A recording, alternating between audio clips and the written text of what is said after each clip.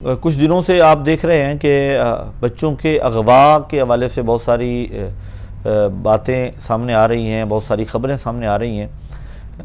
سب سے پہلے تو یہ کہ ہمیں اپنے بچوں کی حفاظت کا انتظام کرنا ہوگا۔ جب بچے اسکول جا رہے ہوں یا اکیڈمی جا رہے ہوں، ٹیوشن سینٹر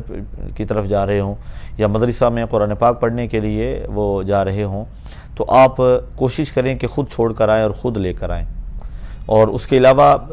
جو وین والا ہے یا پک اینڈ ڈراپ سروس والے جو ہیں، انہیں اس بات کا پابند کریں کہ وہ آپ کے بچے کو گھر کے دروازے سے لیں اور اسکول کے اندر داخل کر کے وہ واپس پلٹیں، اور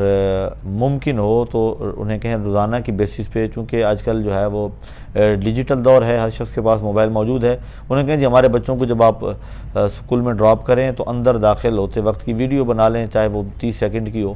تو یہ ایک ایسا ہے کہ جس کی وجہ سے آپ کو یہ تسلی ہوگی کہ آپ کا بچہ بخیریت اسکول تک پہنچ چکا ہے۔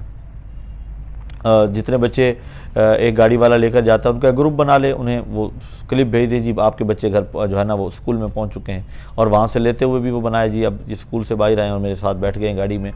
اور جب گھر چھوڑ کے جائے۔ تو یہ ایک ایسا ہے کہ جب تک یہ حالات بہتر نہیں ہوتے،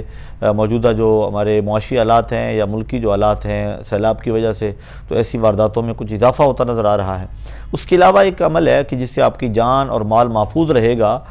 وہ عمل یہ ہے کہ آپ نے گھر سے نکلتے وقت 3 مرتبہ سورہ اخلاص پڑھ لینی ہے۔ قل هو اللہ احد اللہ الصمد لم یلد ولم یولد ولم یکن لہ کفوا احد، یہ سورہ مبارکہ سورہ اخلاص، یہ آپ نے 3 مرتبہ پڑھ کے اپنے اوپر پھونک مار لینی ہے۔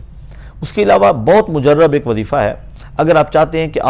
آپ کی جان، آپ کا مال، آپ کے اہل و عیال، آپ کے بچے محفوظ رہیں اغوا سے، اور آپ کا مال سرقہ سے، چوری سے محفوظ رہے، تو اس کے لیے بڑا مجرب ایک عمل ہے، اور وہ یہ ہے کہ اللہ تعالیٰ کا اسم گرامی یا قادرو، جب آپ وضو کرنے لگیں اپنے بچوں کو بھی تعلیم دیں، آپ کے بچے بھی اور آپ خود بھی، گھر کے تمام افراد جب وضو کرنے لگیں ہر عضو کو دھوتے ہوئے یا قادروں کا ورد کرتے رہیں۔ انشاءاللہ اس ورد کی برکت سے آپ کا